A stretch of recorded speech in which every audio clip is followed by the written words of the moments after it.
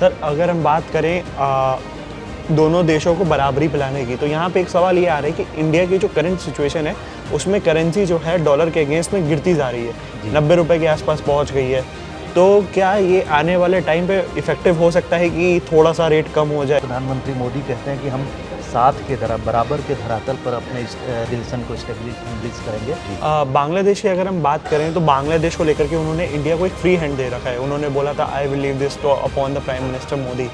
तो क्या ये आने वाले टाइम पे पाकिस्तान के लिए एक चिंता का विषय बन सकता है? उन्होंने क्लियर कर दिया, आपने देखा होगा उन्होंने एक टर्म यूज़ किया, वेरी ईविल पर्सन की बात कही, यानी जो टेररिज्म। प्रधानमंत्री मोदी हाल ही में यूएस से निकल चुके हैं, इंडिया वापस आ रहे हैं और इस बार की उनकी यूएस की ट्रिप बहुत चर्चा में है। चर्चा में इसलिए है क्योंकि वो इस बार फिर से डोनाल्ड ट्रंप से मिल करके आ रहे हैं, जो अभी वहाँ पे इलेक्शन हुए थे जिसमें वो जीते थे। सर से समझते हैं, आज हमारे साथ अरुण सर हैं, सर से समझते हैं कि यूएस की ट्रिप इस बार उनके लिए क्यों महत्वपूर्ण थी। तो सर सबसे पहले ये बता दीजिए कि क्या है ट्रंप की प्लानिंग इंडिया को लेकर के? देखिए, ट्रंप की प्लानिंग उनकी अपने देश के लिए है, लेकिन प्रधानमंत्री जो है जो प्रधानमंत्री मोदी की जो विजिट हुई, जो आज अब इंडिया वापस आ रहे हैं उस सक्सेसफुल विजिट के बाद में, वो बहुत महत्वपूर्ण है कई कारणों से। आपने देखा होगा कि जिस तरह से अभी 20 जनवरी को ट्रंप साहब ने अपनी सरकार का गठन किया, नए प्रेसिडेंट बने वहाँ के, उसके बाद में जो शुरू के जो इम्पोर्टेंट लीडर्स जिनकी उनके यहाँ विजिट हुई, उसमें से एक प्रधानमंत्री मोदी हैं।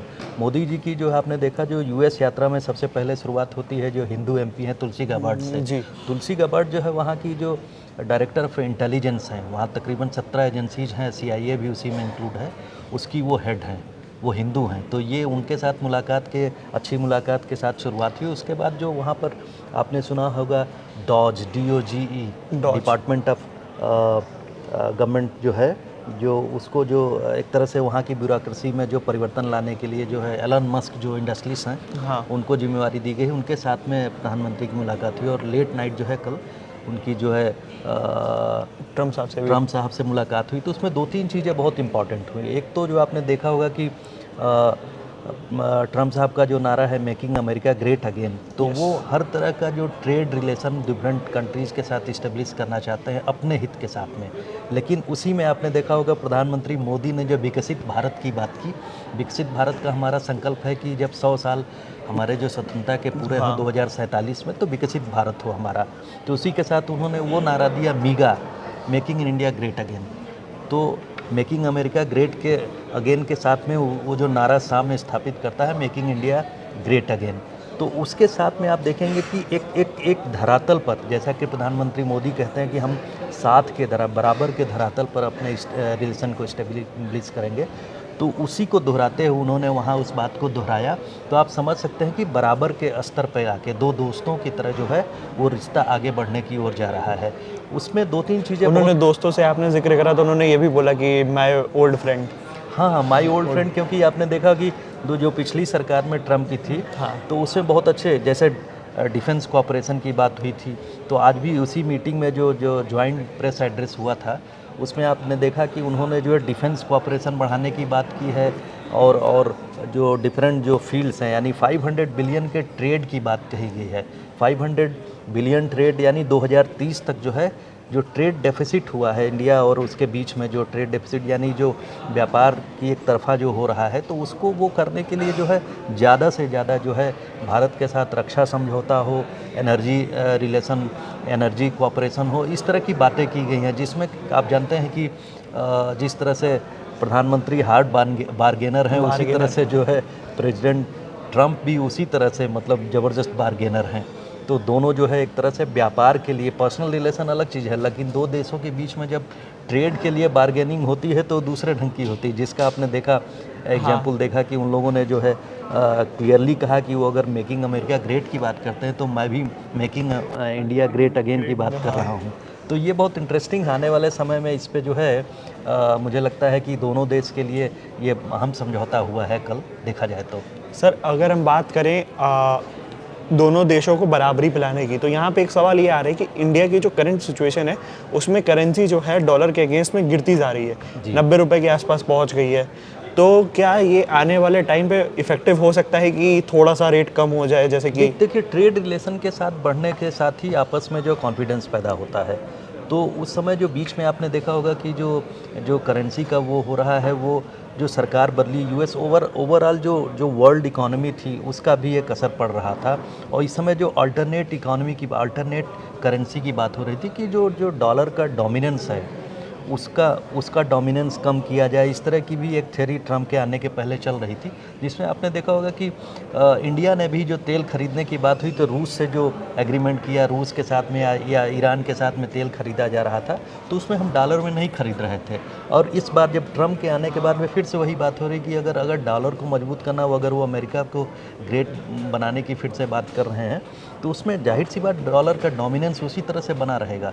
लेकिन जब भारत के साथ समझौता आ रहा है तो जो अगर ट्रेड बढ़ रहा है तो जाहिर सी बात है उसमें कॉन्फिडेंस और बढ़ेगा, इंडियन रूपी के साथ में भी जो है उसमें भी इजाफा होगा, क्योंकि हमारा जो है जो इक्वल पेडेस्टल पे आके ट्रेड होता है, तो जाहिर सी बात सम्मानजनक स्थिति में वो ऑटोमेटिक उसका जो है अपसर्ज होगा। जी। बांग्लादेश की अगर हम बात करें तो बांग्लादेश को लेकर के उन्होंने इंडिया को एक फ्री हैंड दे रखा है। उन्होंने बोला था I will leave this two upon the prime minister Modi. तो क्या ये आने वाले टाइम पे पाकिस्तान के लिए एक चिंता का विषय बन सकता है? देखिए, आपने देखा कि प्रेसिडेंट ट्रम्प जो है नो नॉनसेंस टर्म में बात करते हैं। उन्होंने प्रेस कॉन्फ्रेंस में भी एक जो 26/11 का जो अक्यूज्ड है तहव्वुर राना, उसको उसने लगातार कोशिश की कि यूएस में जो है सुप्रीम कोर्ट ने उसकी अपील रिजेक्ट हो गई, रिव्यू पिटीशन रिजेक्ट हो गई है, तो अब प्रेसिडेंट के ऊपर था। उन्होंने क्लियर कर दिया, आपने देखा होगा उन्होंने एक टर्म यूज़ किया, very evil person. Evil person की बात कही, यानी जो जो टेररिस्ट एक्टिविटीज़ में इन्वॉल्व लोग हैं उनके खिलाफ जो है प्रेसिडेंट ट्रम्प का भी उतना ही हार्ड स्टैंड है, जिस तरह से हम लोग हमेशा जो क्रॉस बॉर्डर टेररिज्म की बात करते रहे हैं, हमेशा हम लोग बात करते रहे, चाहे यूएन हो या फिर और जो इंटरनेशनल फोरम्स है, तो जो टेररिज्म से रिलेटेड बात है उसको भी वो किसी भी सूरत में टॉलरेट नहीं करते हैं। इसीलिए आपने देखा होगा कि पाकिस्तान के साथ जो है जो जो जो ट्रम्प के पहले की रिजीम हुआ करती थी, उसमें जिस तरह से प्रो पाकिस्तान स्टैंड हुआ करता था विज़ इंडिया, वो सारी चीज़ें समाप्त हो गई।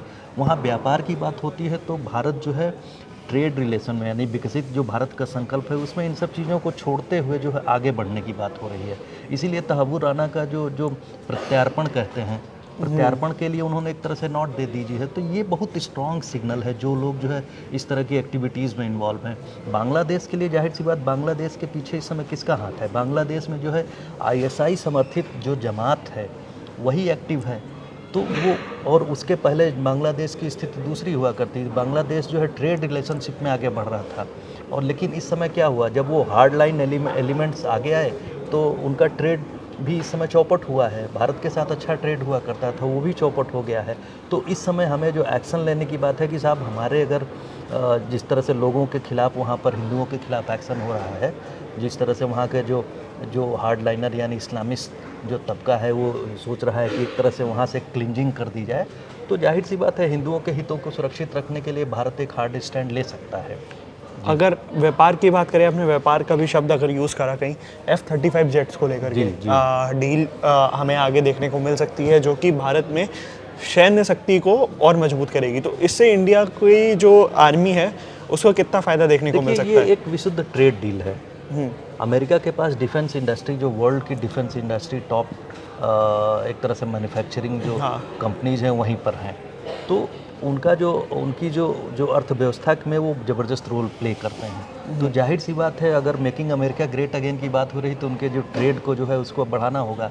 तो उसमें जैसे भारत दूसरे फ्रांस से भी डिफेंस इक्विपमेंट्स खरीद रहा था या रूस से खरीदता है, तो उसमें प्रेफरेंस जाहिर सी बात है हम लोगों को जो है यूएस को देनी पड़ेगी।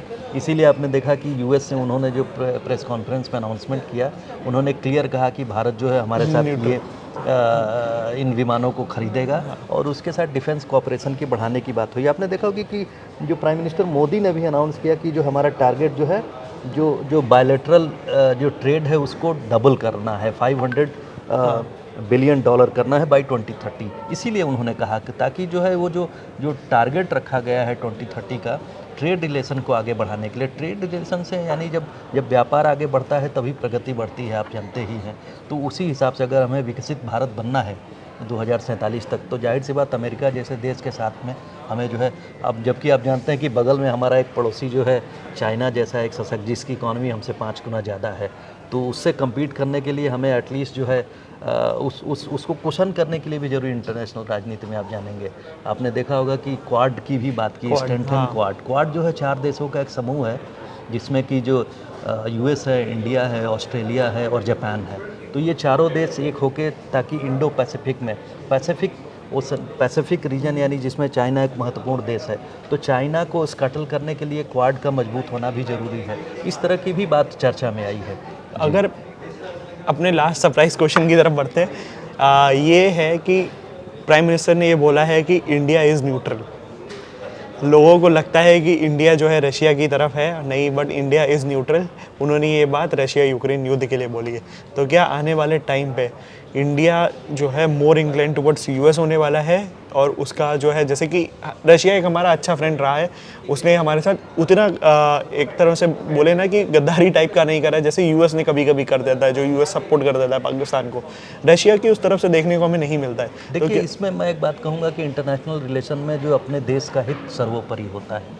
हमारे जो देश भारत का जो इंटरेस्ट किसके साथ में बेहतर होगा, इस तरह से होना, और लॉन्ग टर्म में अपने हितों को सुरक्षित रखने के लिए ज़रूरी है कि साहब आप जो शक्तियां हैं, जो मजबूत शक्तियां, उनके साथ एक बैलेंस तरह का, एक तरफा नहीं, बैलेंस जो है आपका रिलेशनशिप होना चाहिए। और भारत में कम से कम जो पिछले 10 सालों में आपने देखा कि जो प्राइम मिनिस्टर मोदी ने इसमें जो है बहुत एक विजनरी की तरह जो है रिलेशनशिप वर्ल्ड लेवल पे इस्टेब्लिश किया है। उन्होंने अमेरिका के साथ उतनी अच्छी दोस्ती रखी है अपनी, जिस तरह से उन्होंने जो है रूस के साथ भी रखी। और रूस और यूक्रेन के साथ वॉर हुआ तो उन्होंने किसी एक तरफा रूस के साथ जब बातचीत हुई, प्रेसिडेंट पुतिन से उनकी बात हुई, तो उन्होंने साफ शब्दों में कहा कि हमें युद्ध की तरफ, युद्ध एक समाधान नहीं है, हमें बीच का रास्ता निकालना चाहिए।